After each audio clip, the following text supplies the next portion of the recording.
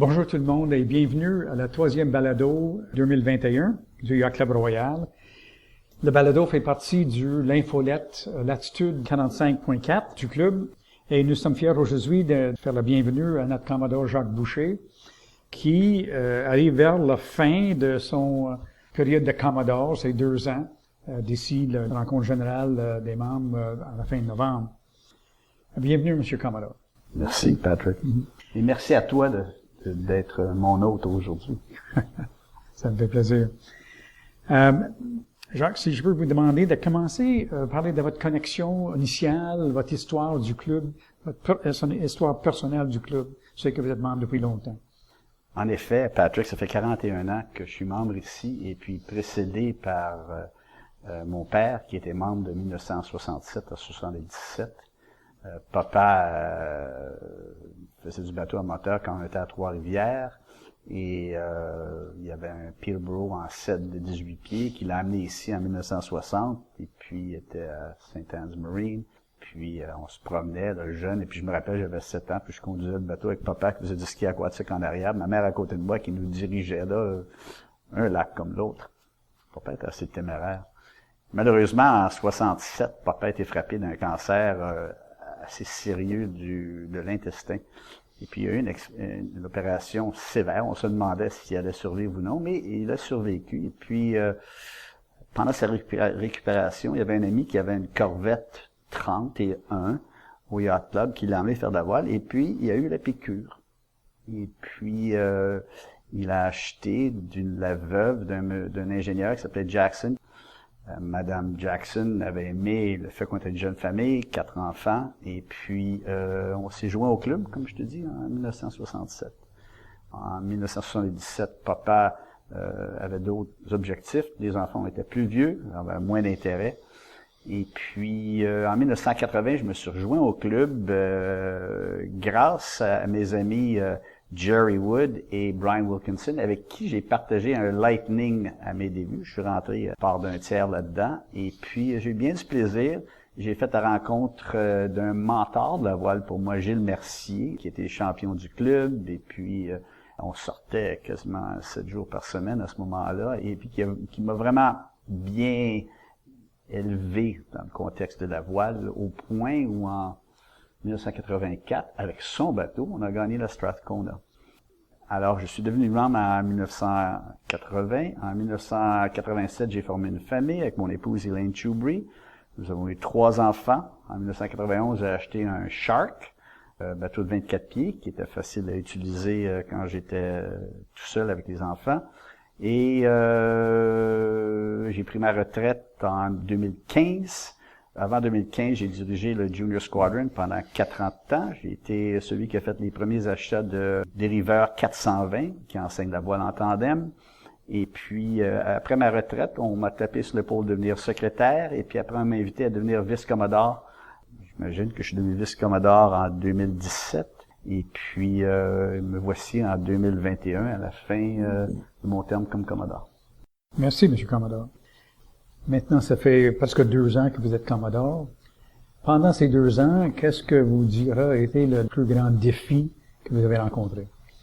Patrick, nul doute, dans mon esprit, puis probablement dans la plupart, c'était la pandémie et cet épisode qu'on vit encore, le COVID-19. Quand j'ai pris les choses en main au Yacht Club, on a eu notre retraite en décembre, et puis les finances étaient assez serrées au club. Et puis, mon idée, c'était de me concentrer sur les dépenses dans le port et puis d'être assez serré sur les dépenses capitales. On a commencé à bâtir des quais, une nouvelle méthode à ce moment-là, suggérée par Robert Perron, le maître de port, qui était de faire des quais en fer galvanisé. Et on a procédé, on a peut-être fait moins que prévu, mais on s'est lancé dans cette direction-là.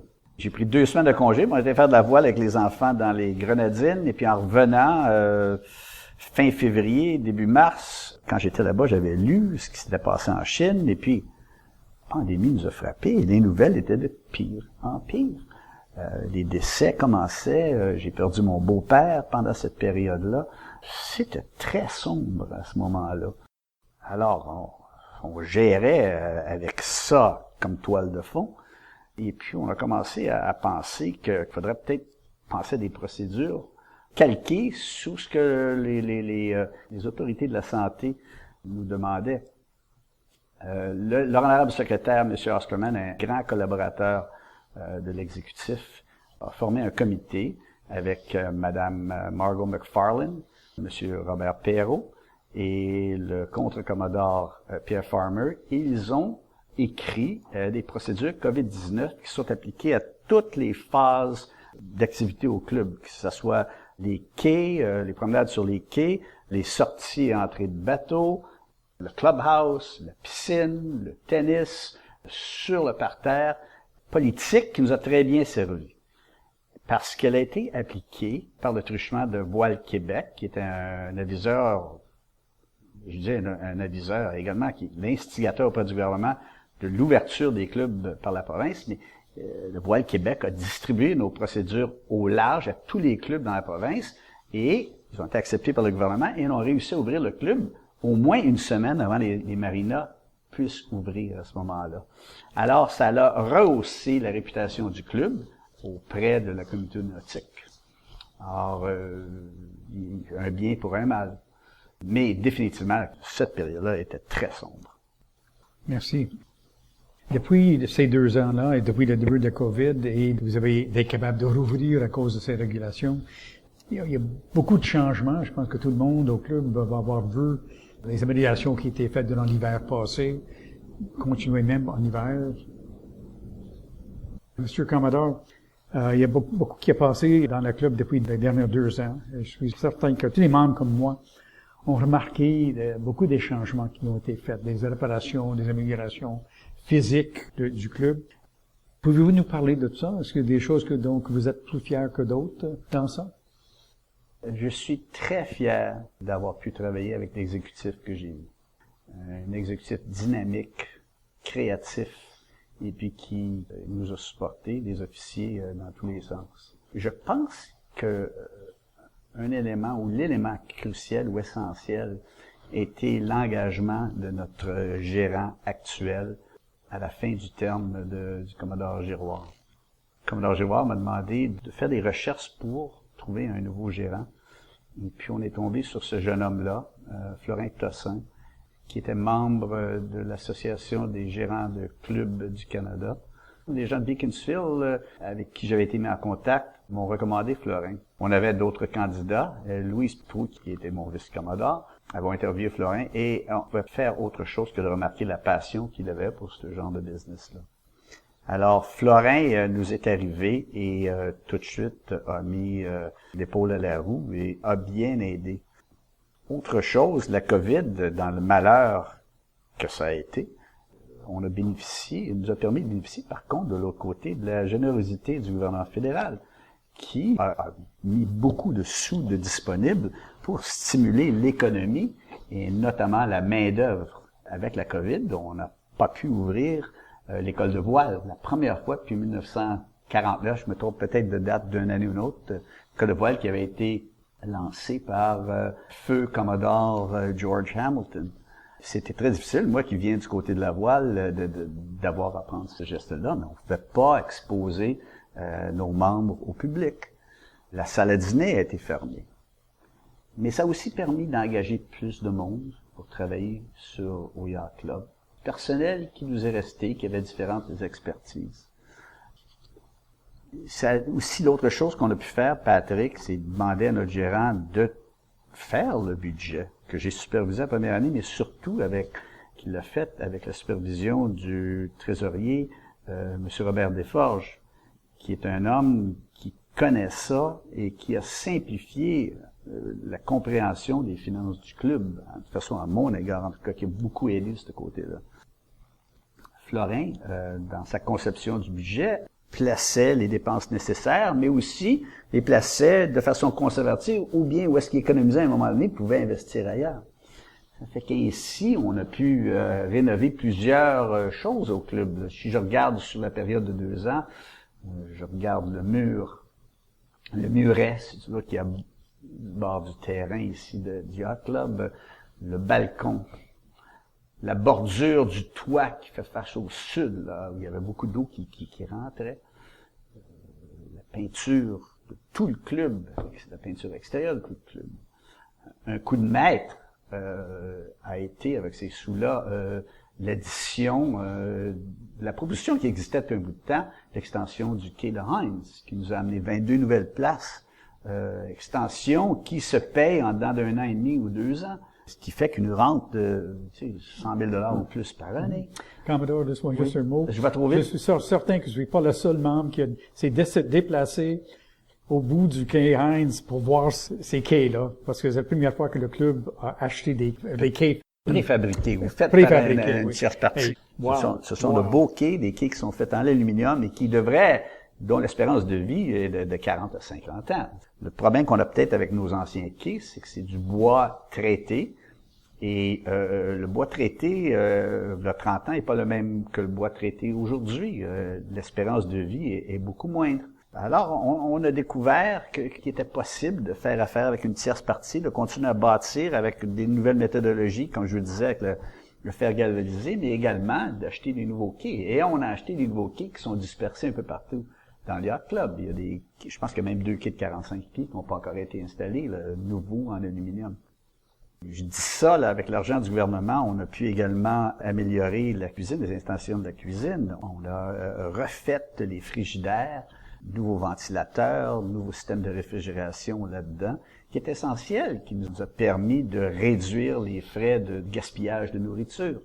On a engagé un nouveau chef l'an passé.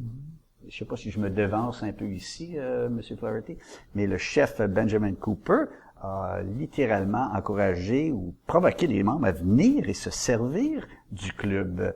Tu regardes, le dimanche passé, le club, au midi, la soirée, était plein. Toute la semaine passée, là, les 5 jours, mercredi, jeudi, vendredi, il y avait une belle participation. Je dois aussi noter ici la complicité là entre notre chargée de l'entertainment, Brigitte Lamoureux, et les vendredis soirs festifs, les vendredis, alors qu'on était obligés de refuser des membres. Alors, la nourriture et ça, et le mobilier qu'on a acheté l'an passé avec la recommandation du chargé des bâtiments, M. Philippe Boulanger, tout ça ont fait qu'il y avait du monde, et puis avec ce qu'on a entendu du gouvernement cette semaine, on peut voir possibilité là, qu'on ne sera pas limité à 80, là, on pourrait voir, comme on voyait dans le temps, 150, peut-être même 200 personnes les vendredis soirs. Et pourquoi pas leur faire d'autres soirs, tu sais. Si on fait 125 personnes, mais peut-être qu'on peut leur faire le samedi soir. En tous les cas, on verra, ça sera pour la prochaine administration à faire comme ça. Quoi d'autre qu'on a fait? En tout cas, tu sais, Florin, dans son administration, a vraiment su employer des employés, voir ce qu'il pourrait faire. Je pense à Sonny, travailleur indéfatigable, qui a une expertise dans le ciment, comme on l'a dit, qui a repointé tous les murets. Plusieurs descentes sur le quai Stevens et possiblement sur le quai Stevens ont été refaites par Sony. En tout cas, les employés du club ont été très efficaces. On regarde la manière qu'on recorde les bateaux maintenant. En tout cas, je suis très satisfait de ce genre d'ouvrage. Excellent, merci. Vous êtes proche à la fin de votre période de Commodore. Évidemment, vous avez fait face à beaucoup de défis. On peut dire certainement qu'une pandémie, c'est une affaire de 100 ans. C'est si rare que ça. Et on espère que c'est un autre 100 ans avant qu'on prévoie une telle affaire. Mais êtes-vous content de vos années comme Commodore et comme officier du club? Et qu'est-ce que vous direz aux autres membres pour les encourager à prendre ce défi-là? Écoutez,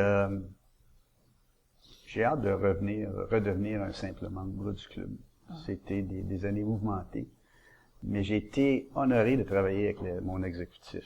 Et puis, il y a d'autres membres que j'ai pas mentionnés. Là. Je pense à M. Wilkinson, qui avait le portefeuille de voile, d'instruction de la voile, puis on a grossi ce portefeuille-là, qui était juste la voile junior, mais la voile adulte maintenant, puis c'est les équipes de course. Et puis, qui a pris tout ça de froid, et puis qui a instauré des politiques, qui a fait un job remarquable avec les Sharks du club, ce qui nous a permis de les utiliser pour les championnats du club et les régates des femmes, et puis qui a également nous a permis de nous débarrasser de certaines épaves ou bateaux qui servaient pas dans la cour, alors qu'il nous a donné plus d'espace de ce côté-là. Je pense, en parlant du championnat du club, à Scott Morgan, qui a revitalisé la voile, mais surtout les championnats du club qu'on n'avait pas eu depuis 3-4 ans, et qui a également instauré le programme de laser calqué sur le programme des Sharks ici, qui va nous amener d'autres jeunes membres. Je pense à Samantha Lazier et la piscine qui a conjugué les politiques de COVID-19 avec la cuisine, et puis très réussi de ce côté-là. Vous me demandez qu'est-ce qui est important ou qu'est-ce que j'ai bien aimé. La communauté au club me tient bien à cœur. Et là, je veux faire un coup de chapeau à Mme Louise Deveau et son groupe de tennis, sa gestion du tennis au club. S'il y a une communauté qui approche le modèle que moi, j'aimerais voir au club, c'est bien les gens de tennis.